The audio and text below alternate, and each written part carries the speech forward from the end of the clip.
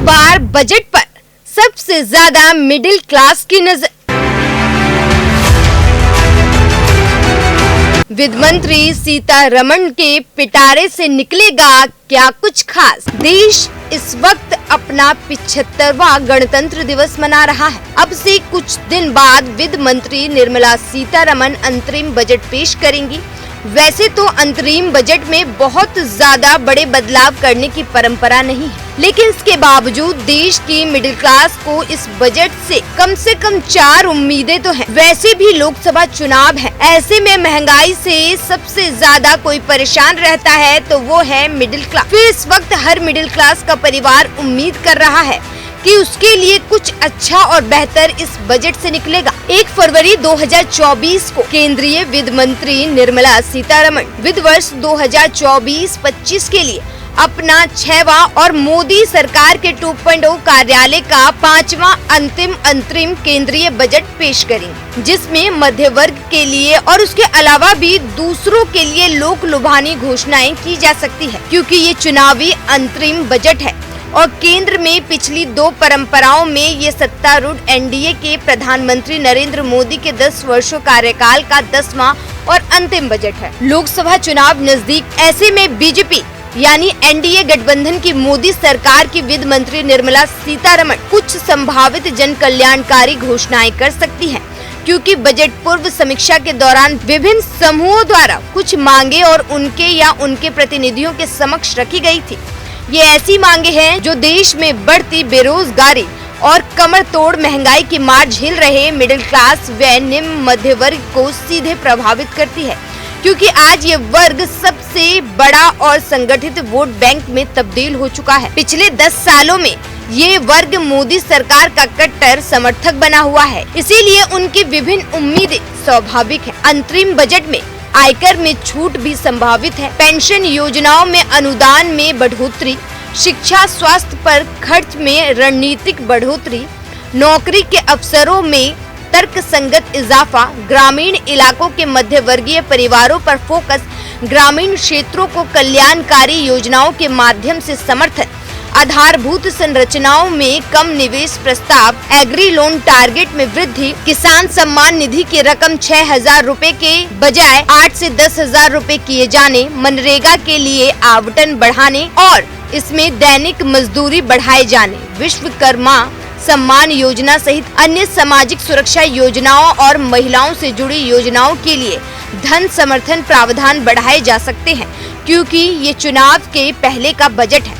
वैसे भी अंतरिम बजट वोट ऑन काउंट ही होता है, लेकिन इसमें कोई बड़े ऐलान ना किया जाए, ऐसी कोई भी संवैधानिक रोक भी नहीं है। इसीलिए सरकार लोक लुभानी घोषणाएं कर सकती है। देश में मिडिल क्लास बजट से टैक्स में कटौती और महंगाई से राहत तक 4 राहत की उम्मीदें कर रहा है। सबसे पहला, वित्त मंत्री निर्मला सीतारमण ने पिछले बजट में न्यू टैक्स रिजीम के तहत टैक्स में फ्री इनकम की लिमिट 7.5 लाख रुपए तक कर दी थी, लेकिन पुरानी टैक्स व्यवस्था को लेकर कोई बदलाव नहीं किया था। पुरानी टैक्स व्यवस्था में लोग कई तरह की बचत और होम लोन इत्यादि का टैक्स छूट लेते हैं। मिडिल क्लास के बीच बचत करने का एक बहाना टैक्स छूट भी होता है। ऐसे में उसे उम्मीद है कि इस बार सरकार टैक्स, होम लोन इत्यादि में छूट की लिमिट बढ़ा सकती है। वहीं दूसरी उम्मीद की बात करें तो बजट में मिडिल क्लास को एक और उम्मीद है कि वो बजट में ज्यादा से ज्यादा जॉब क्रिएशन पर ध्यान दिया जाए। बजट में ऐसी नीतियां आए जो मिडिल इनकम ग्रुप रेंज में आने वाले लोगों के लिए फायदेमंद हो।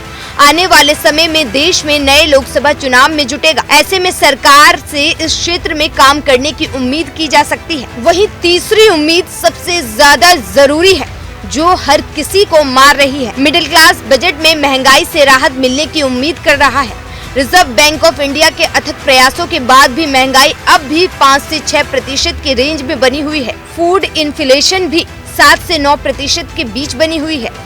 दिसंबर में महंगाई ने पिछले 4 महीने की हाई को टच कर लिया है। ऐसे में मिडिल क्लास को महंगाई से राहत की उम्मीद है। मिडिल क्लास को वैसे भी देश का आम आदमी कहा जाता है, ऐसे में उसकी बुनियादी जरूरत अब शिक्षा, हेल्थ और मकान हो चुकी है। मिडिल क्लास बजट में हाउसिंग स्कीम से लेकर एजुकेशन के लिए बढ़िया पॉलिसी और बेहतर हेल्थ कवरेज मिलने की उम्मीद रखता है। देश में अभी उपलब्ध हाउसिंग इन्वेंटरी में अफोर्डेबल हाउसिंग की काफी कमी है, जबकि लग्जरी होम सेगमेंट उसकी लिमिट से बाहर हो जाता है। इसके साथ साथ ग्रामीण मिडिल क्लास के लोगों को भी सरकार इस बजट में काफी कुछ खास दे सकती है। विभिन्न रेटिंग एजेंसियों के मुताबिक भी ग्रामीण क्षेत्रों को कल्याणकारी योजनाओं के माध्यम से समर्थन देना जरूरी दिख रहा है, क्योंकि हाल के वर्षों में कृषि क्षेत्र का प्रदर्शन अच्छा नहीं रहा है, जिससे ग्रामीण इलाकों में खपत भी कमजोर है। विगत अक्टूबर-दिसंबर 2023 की तिमाही में भी देश की सबसे बड़ी consumer goods company Hindustan Unilever का मुनाफा मात्र 1.1% ही बढ़ा है, क्योंकि ग्रामीण इलाकों में सुस्त डिमांड का इससे बहुत बड़ा हाथ है। इसीलिए कंपनी चिंतित है और सरकार से अंतरिम बजट में प्रावधानों की उम्मीद पाल रखी है। वहीं नेशनल स्टैटिस्टिकल ऑफिस ने वित्त वर्ष 2023-24 के लिए जीडीपी का जो पहला एडवांस असेसमेंट जारी किया है, उसके मुताबिक एग्रीकल्चर और इससे जुड़े सेक्टरों की ग्रोथ महज 1.8% ही रहने की अनुमान। इससे साफ है कि इन्वेस्टमेंट पर जोर बढ़ने के बावजूद जीडीपी की खपत का योगदान अभी भी आधे से ज्यादा है। वहीं एनएसओ के पहले एडवांस एस्टीमेट के मुताबिक जीडीपी में प्राइवेट फाइनल कंजम्पशन एक्सपेंडिचर का योगदान 56.9% रहने का अनुमान है, जो साल 2023 में 58.5% था। वहीं साल 2023-24 के बजट में केंद्र का कुल टैक्स रेवेन्यू 33,60,000 करोड़ रुपए रहने का अनुमान दिया गया था। रेटिंग एजेंसी ICRA के मुताबिक मौजूदा वित्त वर्ष में केंद्रीय का ग्रॉस टैक्स रेवेन्यू 34,20,000 करोड़ रुपए रख सकता है, जबकि अगले वित्त वर्ष में इसके 11% बढ़कर 38 लाख करोड़ रुपए होने के अनुमान है, जो कि खुशी की बात। रेटिंग एजेंसी क्रिसिल के मुताबिक केंद्र सरकार ने कहा कि वर्ष 2025 से 26 तक फिजिकल डेफिसिट को जीडीपी के 4.5% तक लाना है, जिसके लिए physical consolidation. Rating agency CRISIL के मुताबिक केंद्र सरकार ने कहा कि वर्ष 2025-26 तक फिजिकल डेफिसिट को जीडीपी के 4.5% तक लाना है, जिसके लिए फिजिकल कंसोलिडेशन जरूरी होता है। ऐसे में विगत 10 वर्षों में मोदी सरकार में आधारभूत संरचनाओं में निवेश पर काफी जोर था, लेकिन अब स्पष्ट है कि इसमें कमी लानी होगी, अन्यथा राज्य कोषीय घाटा कम करना मुश्किल हो जाएगा। लिहाजा इस बार कैपिटल एक्सपेंडिचर ज्यादा नहीं बढ़ेगा। हालांकि इस बात पर मोहर तो 1 फरवरी को ही लग पाएगी। हमारी अर्थव्यवस्था में खपत वृद्धि दर कम है, क्योंकि अर्थव्यवस्था में जो बढ़ोतरी हो रही है वो काफी हद तक सरकारी पूंजीगत निवेश की वजह से है।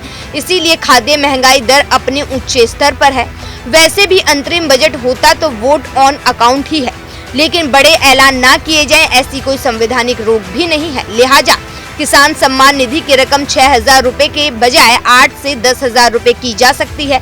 वहीं मनरेगा के लिए बजट आवंटन भी बढ़ाया जा सकता है। इसमें दैनिक मजदूरी भी बढ़ाई जा सकती है।